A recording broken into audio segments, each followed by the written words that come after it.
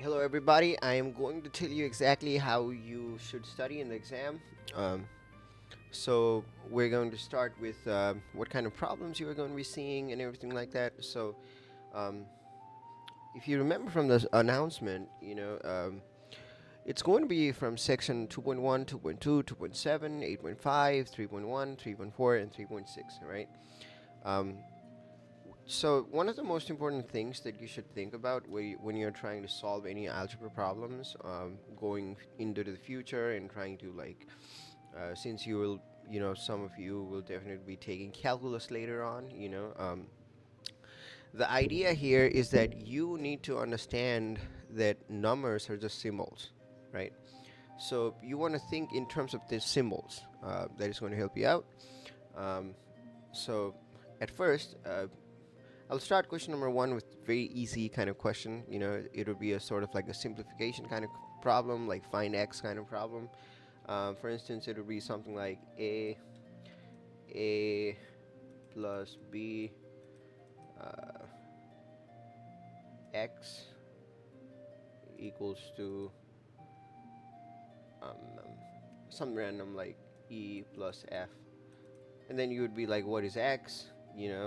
So x would be e plus f minus over a plus b, something like that. So you can plug in numbers and stuff. Overall, it's all the same thing. There's few ways you could do this. For instance, you could also do a plus ax plus bx equals to e plus f. Um, you know, and stuff like that. When you substitute numbers, it's going to be easy. So there's that. The first problem is pretty simple. Moving on, I'll be um, I'll be asking you guys something that's relevant to what you do. Something like conversion, but using symbols as opposed to numbers, which is a nice way to think about things. Um, I want to remind you that this exam is not going to be as hard as the quizzes. While I have ensured that quiz 3 was not very hard at all. So go moving like later on, we'll probably have like a very nice sort of quizzes where I actually write like a story and then like insert math problems inside it, so that way it's fun for you guys to do it. Um, for now, something like conversion, like how do you convert like Fahrenheit into Celsius and stuff like that, would be pretty relevant. You know, I'm thinking because it's an exam, and since we don't have any flavors here, your exam is going to be very objective. So please think about this. All the answers will be numbers, integers. What are integers? Um, in a solution space, if this is the universe of all numbers, uh, you know you have natural numbers, which starts from 1, and you have all the numbers that are negative, which are over here, um, and then there's a 0 somewhere around here. So you can have +1, -1, and then there are like real numbers, like negative, like 2.567, da da da da, stuff like that. But you'll only be asked about what's inside these two circles. That's integers. Um, it doesn't hurt to like practice your math. It doesn't hurt to like practice your basics. At the end of the day, the you become better in math the more you practice with the basics. Now I'll move on to question number 3. It's going to be something like solving an inequality. It's pretty simple. Like if you have a uh, is less than equal to x, less than equal to b. So you know um, how do you solve for x, right? So x is between a and b. Now think about it this way. If you have 5 is less than equal to x is less than equal to 5, x cannot be less. Sorry, less than equal to, yeah, x cannot be less than 5 and greater than 5 at the same time, right? So which is why x has to be 5. Um, this kind of concept, it's a really nice way to test like what do you understand changing numbers into symbols. Like, always think about it this way: the exam or whatever you do in algebra, or anywhere in math, um, at the end of the day, you are converting real world problems into mathematical models. That's what they call it, as mathematical models.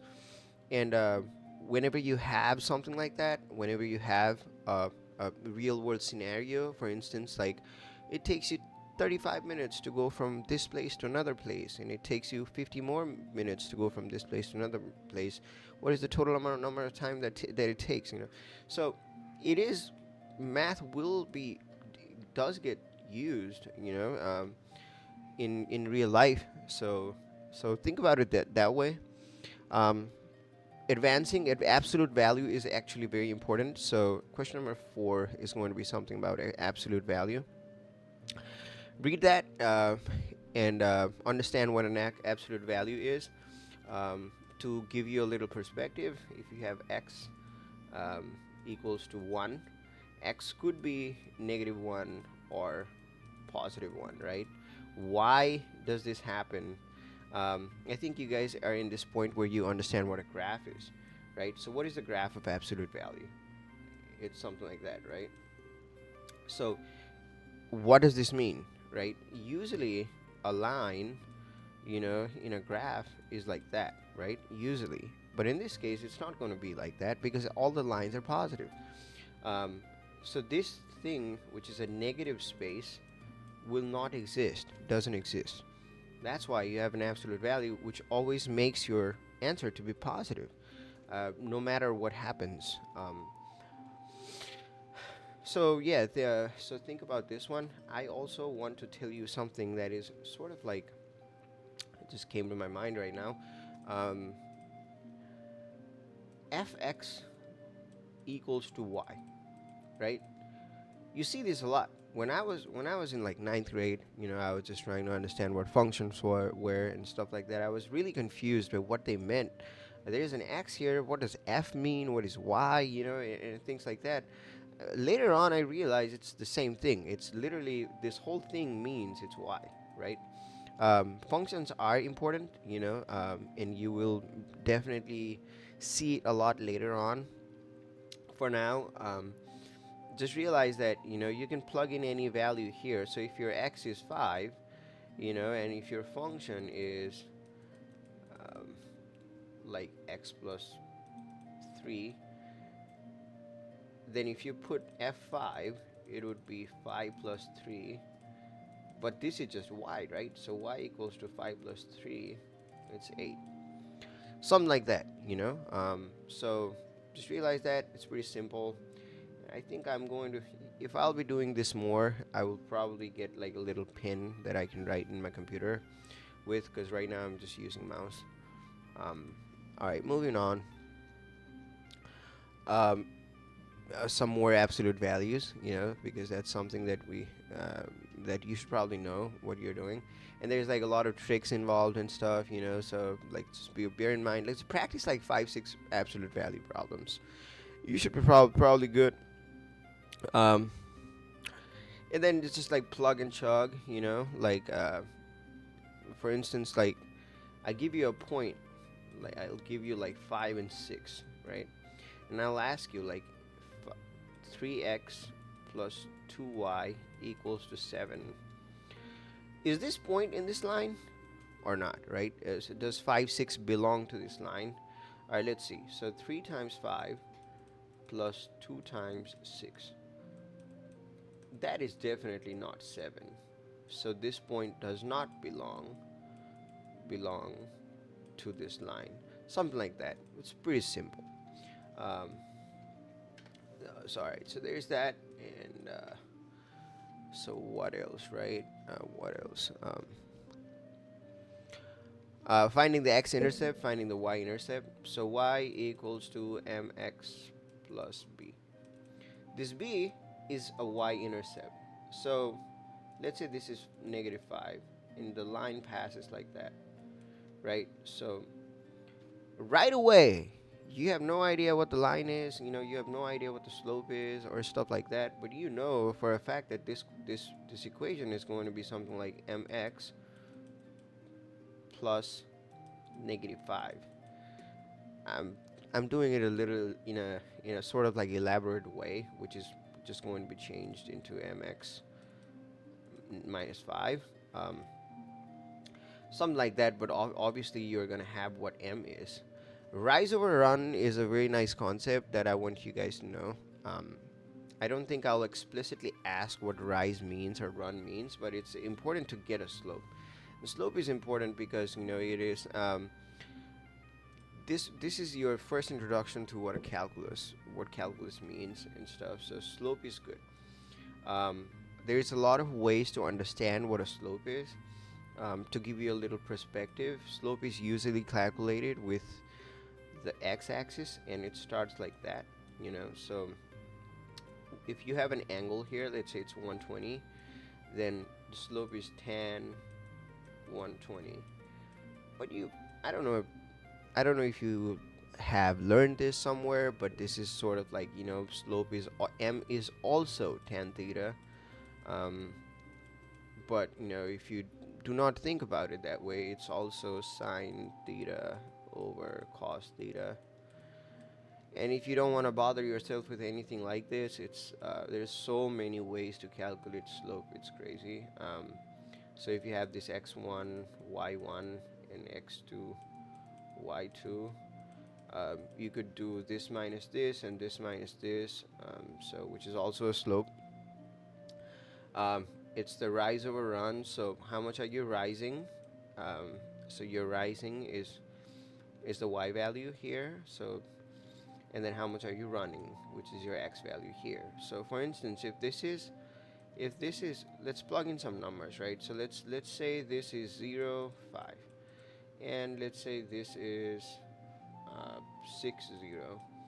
So what would your slope be? Slope would be 0, 5. So 0 minus 5 and 6 minus 0. So -5 over 6 would be your slope. Not necessarily. I don't think that's correct. y2 minus y1.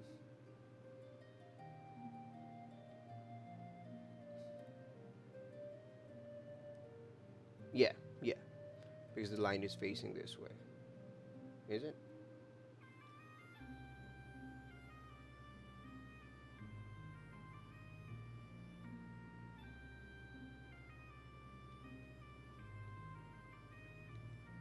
y2 minus y1 over x minus, yeah, so -5 over 6. Yeah. All right, moving on. So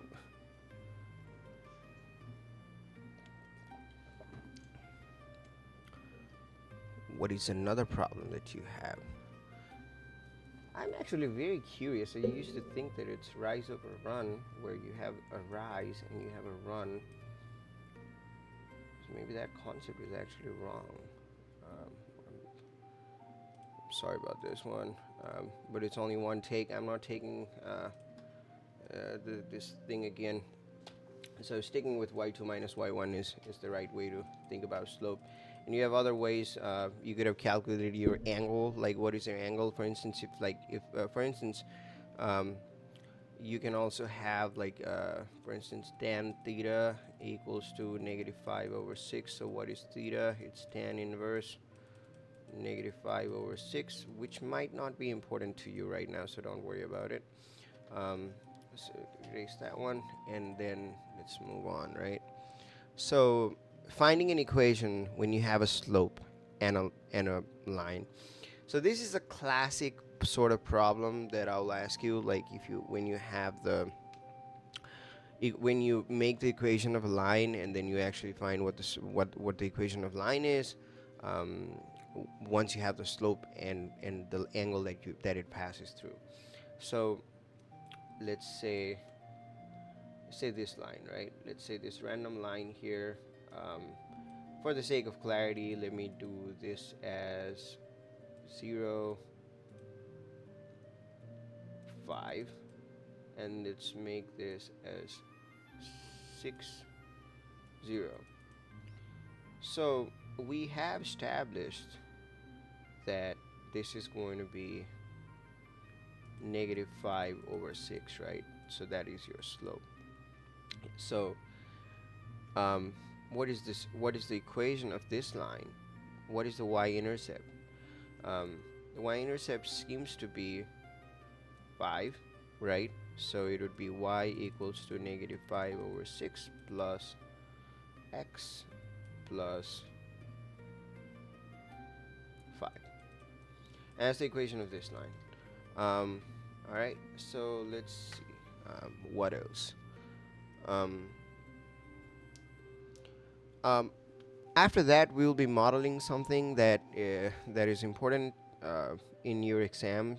Something like if you have a if you have a membership somewhere. For instance, you are a member of a chess club, and there's a monthly membership fee. And then what is the cost after this many months, and questions like that, which is just changing words into numbers.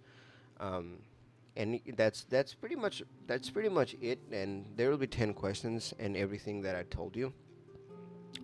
I'm trying to make I'll be very explicit on how to write your answers. It is not going to be multiple choice at all, so you'll have to input your answers in Canvas. In a scenario where you mess up, like for instance, like you do not write your answer properly, or something happens, and you do not follow my directives, um, what you could do is email me with your solution and say that, hey, I actually have this solution, but it's just a simple fact that I was not able to write it properly. But let's hope we don't get to that point. On the other note, try to understand what a domain is. Try to understand what interval notation means. And stuff like that. um, I'm actually still not decided on whether or not I will ask multiple choice questions to you. I think because I've stripped out the lore and stripped out the stories from the quizzes, it's fitting for me to ask you something that does not have multiple choice, because mm, it's just that way, that way of doing things. Now, talking about the usage of AI and stuff, do whatever you want. I don't really care, because it's if you get better, like in a way, like if you find that your education is good, consulting would be a really nice way to use AI. But understand that you are here to learn, and you're here to become better at math. So like copy pasting and stuff might help you, but how much, right? How long can you go with it? You could become like a very successful person in your life, without knowing anything at all, and you'll have this like imposter syndrome, like hitting you, like, oh my god, I don't really know anything, but uh, you know uh, I don't know what I'm doing, but I'm here, kind of thing. So let's hope that you don't get there. So this exam is going to be very easy. I wish you good luck. Hopefully it all works out. Hopefully you have a really nice um, submission to the exam. And yep, if you have any questions, the exam is on Monday, which is March 2nd. And I'm just going to release this video now in Canvas, and just try to see it, and hopefully you can understand a few things. I'm actually still um, if rise is 5 and run is 6, why is this negative?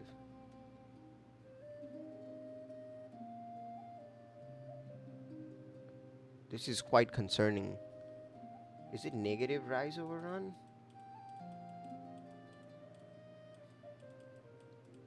I, are you, Alright, can you somebody tell me like what is going on? Because obviously we know for a fact that the slope here is negative 5 over 6. But if we use the rise over run idea, slope comes out to be 5 over 6. So what's going on here? Can you tell me? It would be nice if you told me that. Alright, bye now.